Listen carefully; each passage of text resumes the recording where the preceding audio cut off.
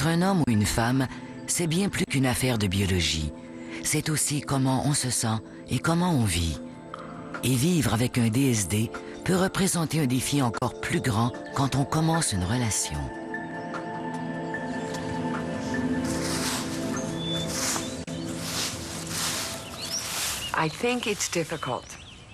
Ce qui est particulièrement difficile quand notre corps est différent et qu'on arrive au stade de découverte de l'autre dans les moments d'intimité, c'est qu'au lieu d'être habité par ce sentiment d'anticipation tellement grisant, on est habité par la peur.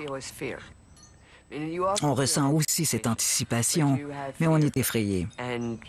On se demande, lorsqu'on se retrouvera nu, est-ce que notre partenaire aura une réaction? Est-ce que ça l'effraiera? Est-ce qu'il prendra les jambes à son cou?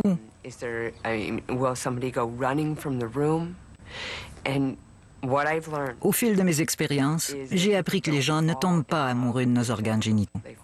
Ils tombent amoureux de notre âme. C'est ça qui exerce un attrait. Et c'est très important que tout le monde en soit conscient. And that's a really important thing for everyone to know.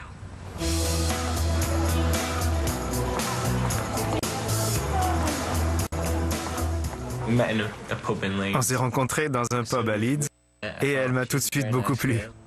Au début, je ne pensais pas que je lui plaisais. Il me faisait un peu de l'œil, mais il était avec une autre fille, alors je ne pensais pas que ce serait à moi.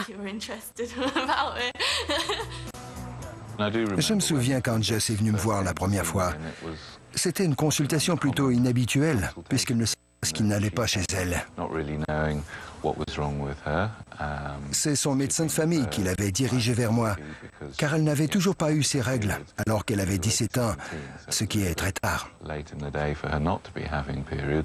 J'ai donc soupçonné qu'elle avait probablement une condition où l'utérus ne s'est pas développé, alors que tout le reste s'est développé normalement. Jess souffre du syndrome de Rokitansky. Cette pathologie touche une femme sur 6000. Je ne me souviens pas vraiment de ce qu'il m'a dit ce jour-là, parce que je pleurais à chaudes larmes. Mais je voyais que ma mère essayait de gérer tout ça pour moi. Il m'a dit que je n'avais pas d'utérus. Il n'a rien mentionné à propos de l'avenir. Il voulait que je me concentre à assimiler la nouvelle et à comprendre tous les détails. Alors, voici de quoi a l'air l'intérieur du ventre d'une femme qui a un utérus.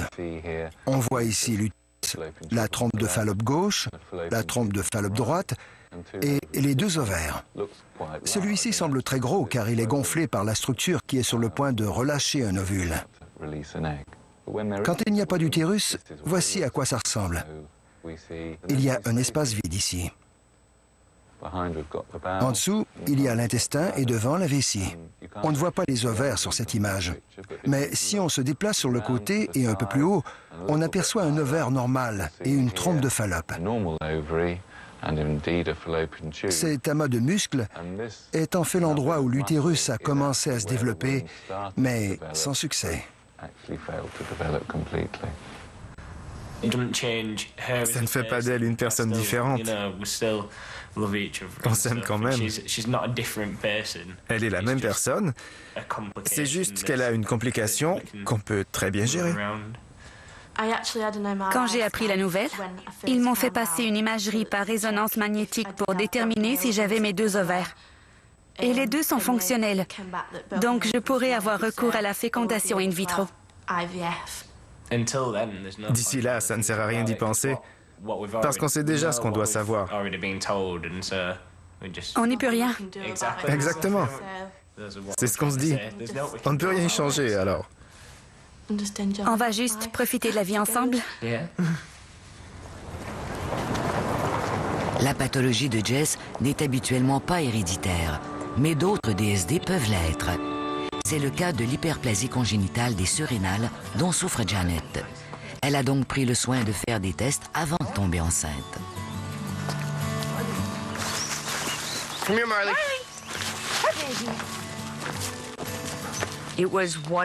Ça a été très salutaire pour moi d'avoir des enfants.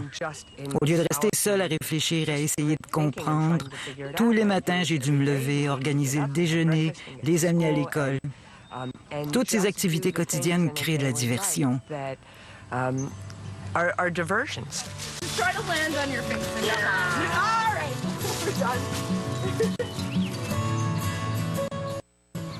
La chose la plus importante que je pouvais faire pour me réconcilier avec moi-même, c'était d'être une bonne mère.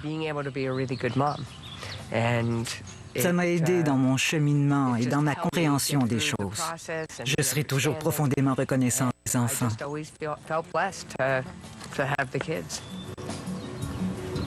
Vous êtes extraordinaire et je vous aime tellement. Vous m'avez sauvé la vie. C'est drôle parce que pendant qu'elle me voyait grandir, je la voyais aussi grandir à travers cette femme qui sentait le besoin d'être perçue comme une mère hors pair, ce qu'elle était naturellement sans se soucier du regard des autres.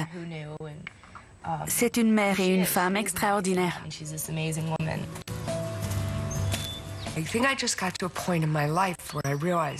Je suis arrivée à un stade de ma vie où je me suis rendu compte que je ne pouvais rien me reprocher, qu'il n'y avait rien dans cette situation dont je pouvais avoir honte. À partir du moment où je me suis acceptée comme je suis, tout ce que j'ai appris sur ma condition par la suite ne pouvait plus chambouler ma vie.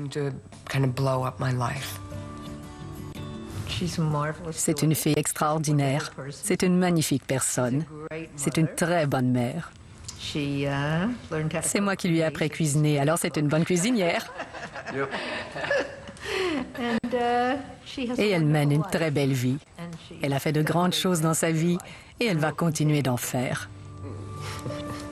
The Green household.